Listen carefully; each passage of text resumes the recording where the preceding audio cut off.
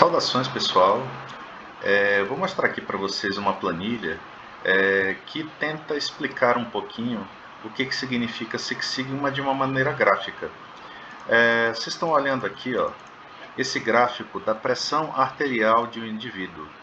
Quando você verifica a pressão medida entre a primeira medição e até a 20ª medição, e se você se basear apenas pela média, qual é a sua leitura? Você vai dizer que provavelmente esse indivíduo está saudável, porque a média aqui mostra próximo dos 12/8, que é o que se diz que é a pressão arterial de uma pessoa saudável. Porém, quando você acompanha a variação da primeira medição para a segunda medição, para a terceira medição, você percebe que essas variações aqui, ó, de longe indicam um indivíduo saudável. Então, o que é necessário fazer? É necessário identificar as causas desta variação e atuar em cima dessas causas. Quando a gente está dentro de uma organização, de uma indústria, como que nós fazemos isso? Nós geralmente aplicamos um investimento que irá reduzir esta variação. Se a gente fosse aplicar um investimento ao ser humano, a gente provavelmente teria que fazer um tratamento aí um pouquinho mais radical para que essa variação ela fosse eliminada aqui do processo. Então, quando a gente percebe a partir da 21ª medição, vamos supor que a partir dessa 21ª, a gente já teve um controle maior dessa variação. Porém, você percebe que os limites de controle superior e inferior, que eram bastante amplos, o que mostra descontrole, aqui eles já estão muito próximos de uma média, que é a média esperada, que é 12/8. Porém, vocês percebem uma coisa. No cálculo do sigma, a primeira fase do processo, que é da medição 1 até a medição 20, mostra um sigma baixíssimo, de 0,33.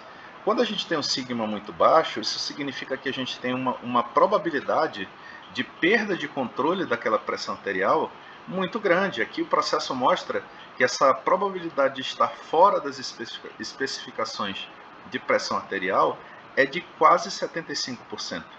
Agora, quando a gente aplica os controles, o sigma dá um salto. Ele sai de 0,33 para quase 3,01, a praticamente 3 sigmas. E aí você percebe que a probabilidade de você ter uma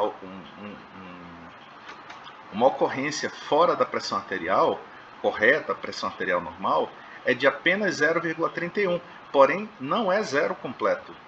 E o sigma ainda está longe dos 6 sigmas, que são que é a filosofia apregoada e criada na Motorola e depois expandida para grandes companhias como a GE. Aqui a gente vê, ó, uma coisa, a gente fez um exagero aqui. Vamos supor que a gente tem uma variação muito pequena entre as pressões arteriais, que fica entre 12/4, 12/9, 12/9, 12/8. E aí o que acaba acontecendo? Quando a gente controla muito essa variação aqui, o que acaba tendo como resultado? A gente controla ainda mais a nossa variação e ela acaba ficando quase linearizada aqui no centro.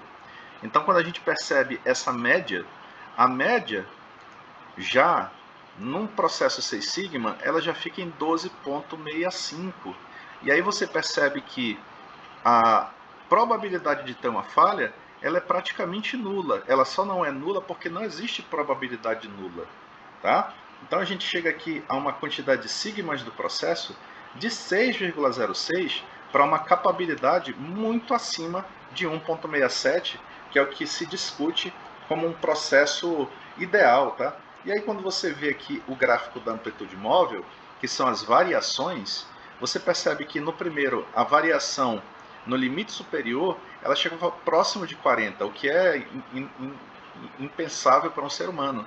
Só que depois das ações que foram tomadas, você percebe que a pressão arterial ela começou a ficar cada vez mais controlada, o que demonstra que quando você faz a implantação de um investimento para aquilo que é realmente relevante para a sua empresa, preste atenção, nem tudo na sua empresa é pressão arterial. Então, nem tudo na sua empresa você vai precisar aplicar o Six Sigma, apenas aquilo que é business goal, ou seja, o alvo do negócio.